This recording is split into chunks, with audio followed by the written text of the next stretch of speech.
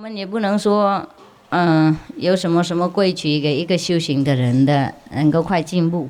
看我们自己呀、我们只有一片诚心呐、谦卑心呐、什么都行的。不管我们从哪一个等级爬上去，都会爬得上。如果我们修行的得到一点点某一样东西，让我们在那里很傲慢，感觉到很满足，得到一点点认为够了，那个就完了，马上会堕下去。不是不进步而已，有时候会堕落下去。为什么呢？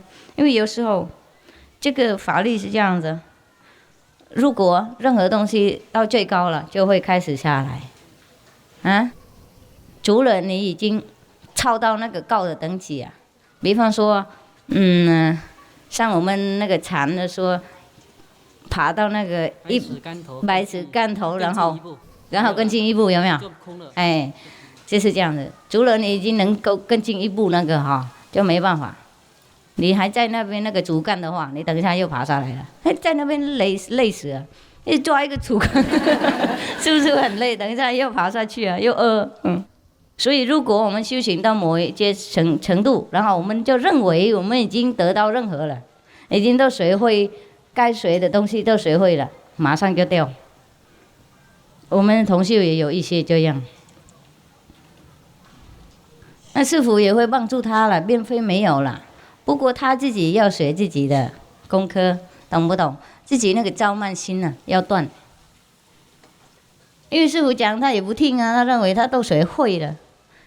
该不学都学会了，就马上出去就被考验了，懂不懂？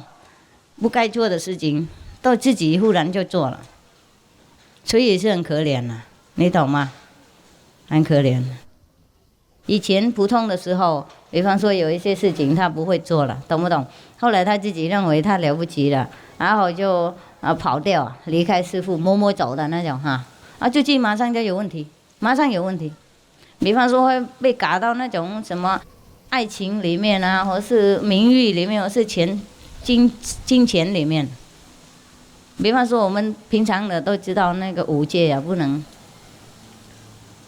不能意思说有那个外物比方说这样子本来我们普通的人也不做，听懂不懂？何况修行的人呢？不过，如果有一个人感觉到他已经很了不起了，什么都好了，等一下他会犯那种戒，他自己明明知道，还没办法控制，都是因为傲慢心跑出来的关系。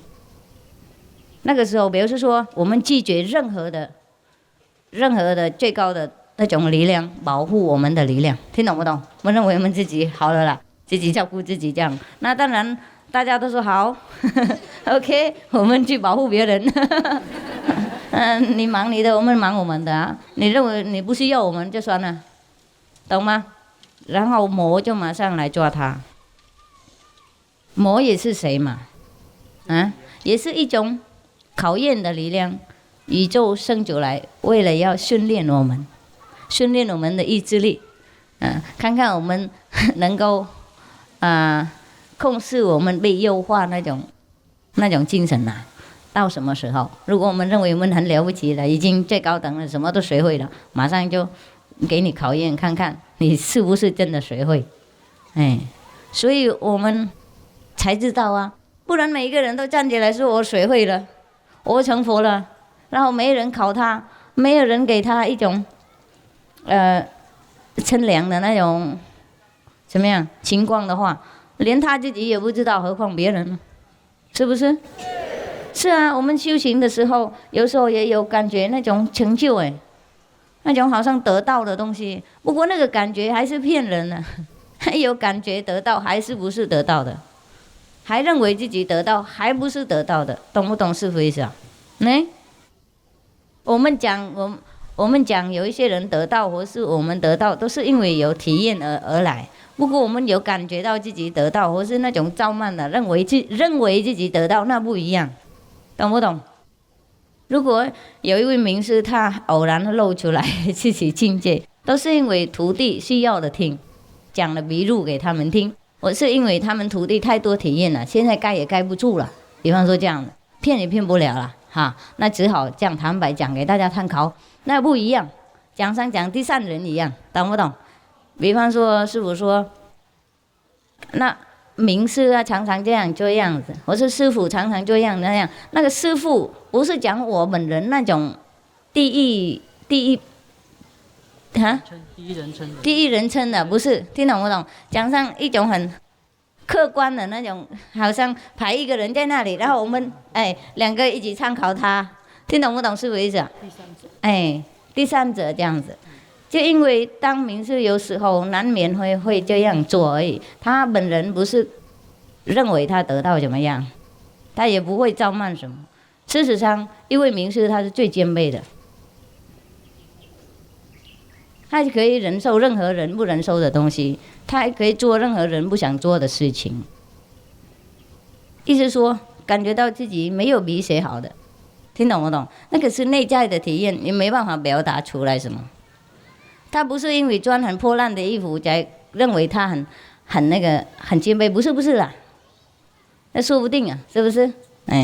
那个像有一些乞丐或是什么拓坡那些，他们不是很谦卑啊。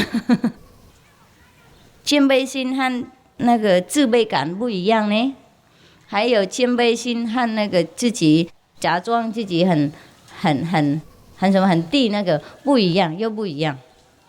我是谦卑心，还有跟那个怎么样，让有时候自己故意把自己弄低给别人高兴，赞叹别人给他们高兴，然后把自己故意讲得很坏话，或是怎么样给人家高兴，那个又不一样。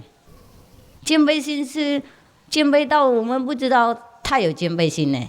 他本人也不认为他有谦卑心，他就自然这个样子，就是因为有时候情况造成我们才认得出来，或是他忽然间又认得出来一两次这样子啊，原来是那个情况，就是叫谦卑心这样子，听懂不懂师父意思啊？他不是本人会感觉到哦，我那么谦卑，懂不懂？哦，你们看我那么谦卑是不是？这个不会这样子，那不一样啊，